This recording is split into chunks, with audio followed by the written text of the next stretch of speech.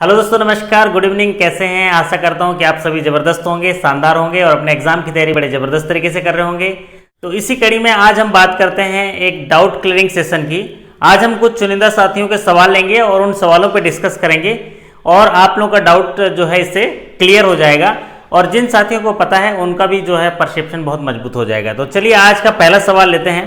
पहला सवाल एक साथी ने भेजा है, बोला गया है किसी फर्म का ब्रेक इवन पॉइंट निकालना है। किसी फर्म का ब्रेक इवन पॉइंट, तो किसी फर्म का ब्रेक इवन पॉइंट निकालने के लिए बोला गया है कि इस फर्म का ब्रेक इवन पॉइंट कितना होगा और उस फर्म के लिए दिया है सेल्स, दिया है उस फर्म का सेल्स दिया है रुपीस 120 का सेल्स है 120 और उसमें दिया है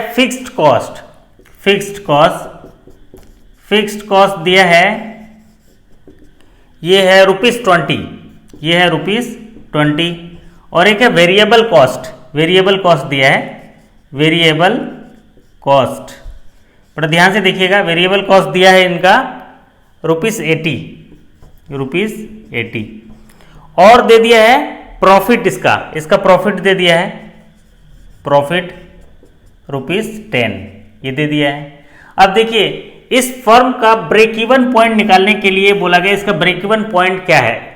तो ब्रेक इवन पॉइंट जानने के लिए हम ये पहले जान लें कि ब्रेक इवन सेल्स या ब्रेक इवन पॉइंट क्या होता है। ब्रेक इवन पॉइंट किसी भी फर्म के सेल का वो हिस्सा होता है कि जहां पर उस ब्रेक इवन पॉइंट पर न तो उस फर्म को प्रॉफिट होता है न ही लॉस होता है। मतलब अगर ब्रेक इवन पॉइंट पे जब सेल चली जाती है तो वहां पर नो लॉस नो प्रॉफिट होता है, अगर उससे एक भी सेल ज्यादा हुआ तो प्रॉफिट होता है। तो ब्रेक इवन पॉइंट तो ये हो गया।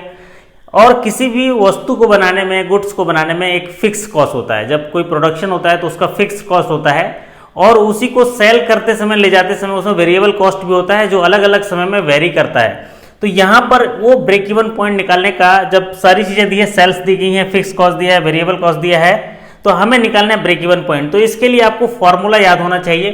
तो ब्रेक इवन पॉइंट का जो फॉर्मूला है, ब्रेक इवन पॉइंट का जो फॉर्मूला है, ये फॉर्मूला होता है फिक्स्ड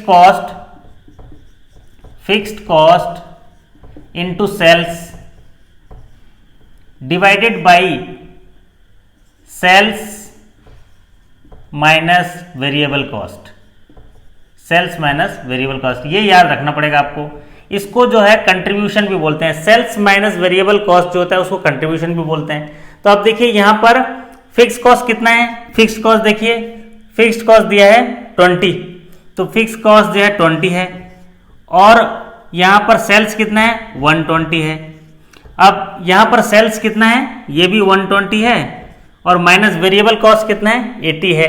तो वेरिएबल कॉस्ट 80 है, तो यहां क्या हो जाएगा 240 divided by 40 is equal to 60।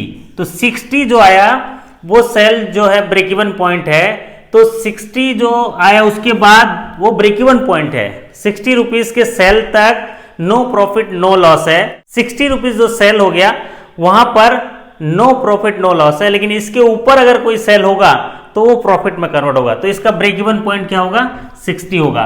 तो यहां पर जो पूछा गया था ब्रेक इवन पॉइंट कितना होगा, वो 60 होगा, है ना। समझ में आ गया आपको। देखिए इसमें ब्रेक इवन पॉइंट सेल्स निकालने के लिए बोला गया, किसी फर्म का सेल्स दिया गया है, उसका फिक्स कॉस्ट दिया गया, वेरिएबल कॉस्ट दिया गया और प्रॉफिट, ये इसकी जरूरत नहीं है प्रॉफिट की, ये ऐसे ही दे दिया आपको, प्रॉफिट की जरूरत नहीं है। तो अब इसमें हमको ब्रेक इवन पॉइंट निकालना है। तो ब्रेक इवन पॉइंट का फॉर्मूला आपको याद होना चाहिए, fix cost into sales divided by sales minus variable cost. अब इसमें फॉर्मूला में रख दीजिए तो ये आपका 60 आ जाएगा। तो आशा करता हूं कि आपको समझ में आ गया होगा ब्रेक इवन पॉइंट कैसे निकालते हैं। और इसी को अलग अलग तरीके से भी घुमा सकता है। कभी ब्रेक इवन पॉइंट दे दिया रहेगा, बोलेगा फिक्स कॉस्ट कितना है। तो चलिए एक दूसरे सवाल को लेके देखते हैं। एक साथी ने और एक इसी से जुड़ा हुआ एक सवाल भेजा है, तो उसको हल करेंगे तो आपका जो परसेप्शन है या आपका जो कॉन्सेप्ट है और क्लियर हो जाएगा। तो अब बात करते हैं सवाल नंबर 2 पर। नंबर 2 भी ब्रेक इवन से जुड़ा हुआ सवाल है। सवाल नंबर 2 बोलता है एक फर्म का जो सेल्स है, एक फर्म का जो सेल्स है वो है रुपए 2 लाख रुपए। वो फर्म का एक सेल्स है वो है 2 लाख, तो यहां नोट कर लेते हैं। अब दूसरा दिया है उस फर्म का जो फिक्स्ड कॉस्ट है, उसका जो फिक्स्ड कॉस्ट है उस फर्म का, वो बोला गया है कि 80% वेरिएबल कॉस्ट है, उसका 80% ऑफ वेरिएबल कॉस्ट है। और मतलब वेरिएबल कॉस्ट अगर 100 रुपये है तो 80 रुपये है जो है फिक्स्ड कॉस्ट होगा। तो वेरिएबल कॉस्ट अभी अपने को मालूम नहीं है कितना है वेरिएबल कॉस्ट, लेकिन वेरिएबल कॉस्ट अगर पता चल जाएगा तो फिक्स कॉस्ट निकाल लेंगे, क्योंकि उसका 80% जो है फिक्स कॉस्ट होगा। अब यहाँ पर लिखा है एक चीज दिया है, टोटल कॉस्ट जो है, टोटल कॉस्ट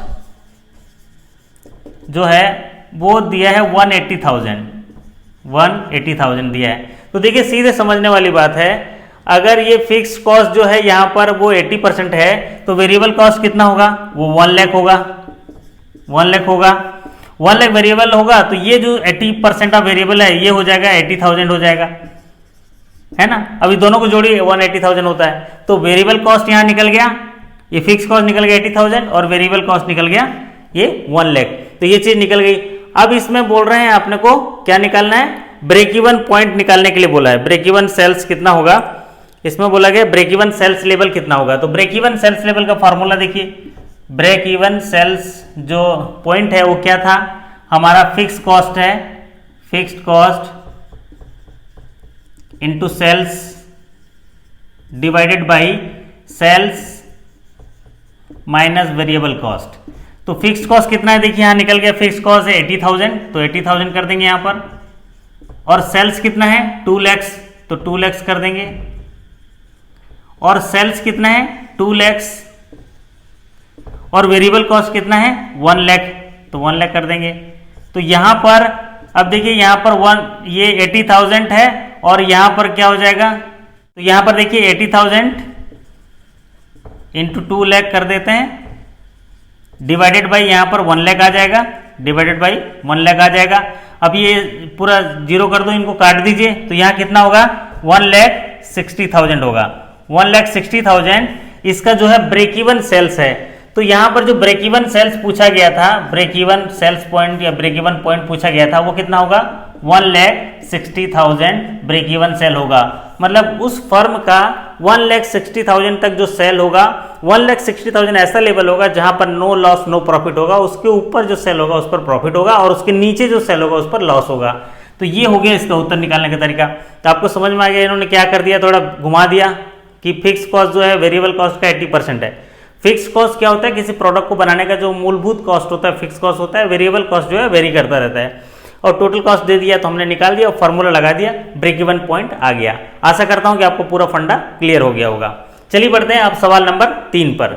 सवाल नंबर 3 एक साथी ने भेजा है। अब ये सवाल नंबर 3 में बोलते हैं कि एक बिल है, एक बिल जो है बिल डेट, एक बिल जो है इस डेटेड जो है वो है 12 जून 2020, 12 जून 2020 का बिल डेट है। अब पेबल आफ्टर डेट है, ये पेबल आफ्टर है, पेबल ये आफ्टर डेट है। क्या है, पेबल आफ्टर डेट। एक होता है आफ्टर डेट, एक होता है आफ्टर साइट। मैंने पुराने वीडियो में बताया था कि आफ्टर डेट होता है, एक आफ्टर साइट होता है। तो ये क्या है, आफ्टर डेट है और पेबल है 2 मंथ्स आफ्टर है, 2 मंथ्स का टाइम दिया है आफ्टर डेट। और पूछा गया साइट, प्रेजेंटेड ऑन साइट, मतलब ये प्रेजेंट किया गया पार्टी को सामने, presented on site, presented on site ये दिया गया 13 जून को, 13 जून 2020 को प्रेजेंट कर दिया गया। जो एक्सेप्ट किया गया, एक्सेप्टेड ऑन ये है 15 जून 2020 को एक्सेप्ट किया गया। अब बोला है इसका ड्यू डेट क्या होगा, इस बिल का जो है ड्यू डेट क्या होगा, ड्यू डेट निकालिए। इसका ड्यू डेट निकालने के लिए बोला गया है। तो ध्यान देने वाली बात है, देखिए ये बिल डेट जो है 12 जून 2020 का है और ये ध्यान रखने वाली बात है क्या है, आफ्टर डेट। और जहां भी आफ्टर डेट आता है, आफ्टर डेट में presented at sight, accepted, acceptance date, इस पर मायने नहीं रखता है, ये दोनों का महत्व नहीं है। यहां पर तो बिल डेट पर मतलब होता है, जब आफ्टर डेट होता है वो बिल डेट के लिए होता है। तो अब इसका जो है ड्यू क्या होगा, इसका जो लीगल ड्यू होगा, लीगल ड्यू होगा 2 महीना है, तो 12 जून से 2 महीना क्या होगा, 12 जून से 2 महीना जो होगा वो 12 अगस्त 2020 ये ड्यू होगा, है ना। अब ये ड्यू होगा, लेकिन इसमें क्या होता है, ग्रेस पीरियड देता है, ग्रेस पीरियड। अब ग्रेस पीरियड देते हैं 3 डेज का, तो 3 डेज का ग्रेस पीरियड कितना होगा, ये 15 अगस्त 2020 होगा। अब 15 अगस्त जो है कल है, तो सबसे पहले आपको 15 अगस्त की बधाई।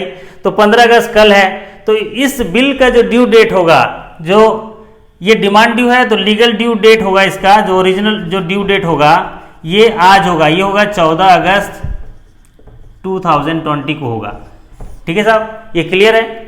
ये जबरदस्त उदाहरण है और आज ही किसी साथी ने भेजा है और देखिए 15 अगस्त को ड्यू हो रहा है। तो इसमें ध्यान देखिए, अगर आफ्टर डेट है तो इसी डेट पर निकाला जाएगा 2 मंथ्स ड्यू, है ना। और अगर मान लीजिए यही चीज यहाँ पर आफ्टर साइड लिखा रहता तो हम ना यहाँ से निकाले रहते एक्सेप्टेंस से।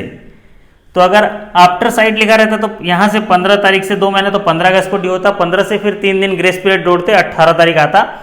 लेकिन यहाँ पर क्या है, यहाँ पर पूछा गया आफ्टर डेट, तो आफ्टर डेट में क्या करते हैं, आफ्टर डेट में ये तारीख से लेते हैं, ये तारीख से 2 मंथ जो है 2 महीना जो है इस तारीख को हो जाएगा 12 अगस्त को, और उसमें ग्रेस पीरियड मिला दिया तो 15 अगस्त को हॉलीडे है, कल 15 अगस्त को है।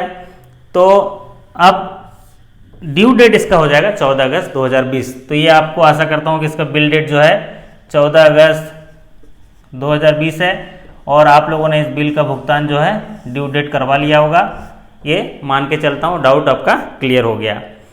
तो चलिए बढ़ते हैं आज के डाउट 4 पर। डाउट 4 में एक साथी ने भेजा है, उन्होंने एक सवाल भेजा है डाउट के रूप में कि minor can not do which of the following. उसने लिखा है सवाल कि माइनर जो है निम्नलिखित में से क्या नहीं कर पाएगा।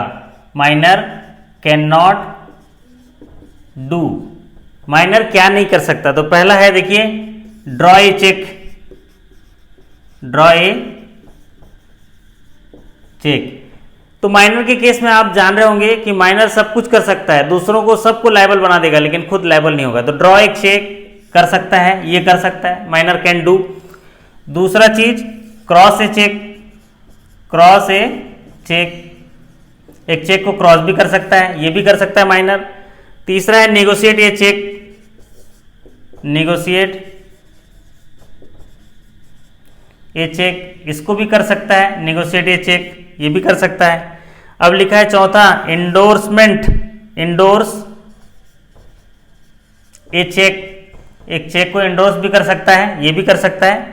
और पांचवा लिखा है can be A partner, can be A partner. अब कैन बी ए पार्टनर जो है कई साथियों ने लिखा है ये भी कर सकता है, लेकिन देखिए माइनर पार्टनर मतलब वहां पर कॉन्ट्रैक्ट करना पड़ता है, यहाँ वहां पर एग्रीमेंट करना पड़ता है पार्टनर में, पार्टनरशिप डीड बन साइन करनी पड़ती है। तो ये जो पार्टनर है, अब ये पार्टनर नहीं बन सकता, लेकिन ये एडमिट हो सकता है प्रॉफिट के लिए, प्रॉफिट के लिए वो एडमिट हो सकता है लेकिन पार्टनर नहीं बन सकता। तो ये काम ये नहीं कर सकता, माइनर पार्टनर नहीं बन सकता है, फुल फ्लेज पार्टनर नहीं बन सकता, उसको पार्टनर नहीं कहेंगे क्योंकि पार्टनर के लिए फिर कॉन्ट्रैक्ट साइन करना पड़ता है, तो वो किसी भी कॉम्पिटेंट नहीं होता है किसी भी एग्रीमेंट को साइन करने के लिए। पार्टनर तो एजेंट के रूप में काम करेगा, तो वहां पर वो पार्टनर नहीं बन सकता, सिर्फ वो बेनिफिट के लिए एडमिट हो सकता है पार्टनर के रूप में। तो यहाँ पर ये सारे चीज कर सकता है और ये नहीं कर सकता है, तो इसका सही उत्तर होगा ये। तो पार्टनर के केस में सारी डिटेल जानकारी मैंने वीडियो बना के दे दिए हैं, उसमें भी आप देखेंगे तो आपको देख लीजिएगा। उसको वो एडमिट कर सकते हैं प्रॉफिट के लिए, लेकिन जब वो मेजॉरिटी के लिए चला जाएगा और उसको पता चलेगा तो उसको 6 महीने का समय मिलता है कि वो इसमें बने रहना चाहता है पार्टनर के रूप में कि नहीं। अगर हाँ तो फिर वो डे 1 से लायबल हो जाता है, और अगर नहीं तो फिर वो उसके लिए लायबल नहीं होता है। तो ये आप देख लीजिए माइनर कैन डू। तो जी हाँ दोस्तों, ये थे आज के कुछ डाउट जो चुनिंदा साथियों ने मुझे सुबह से लेके आज जो डाउट भेजा, उनको मैं इस तरीके से आपको डिस्क्राइब किया। आशा करता हूँ कि आपको समझ में आया होगा। आपका इसी तरह शंका समाधान होता रहेगा तो आप जो है जबरदस्त तरीके से सफलता प्राप्त करेंगे।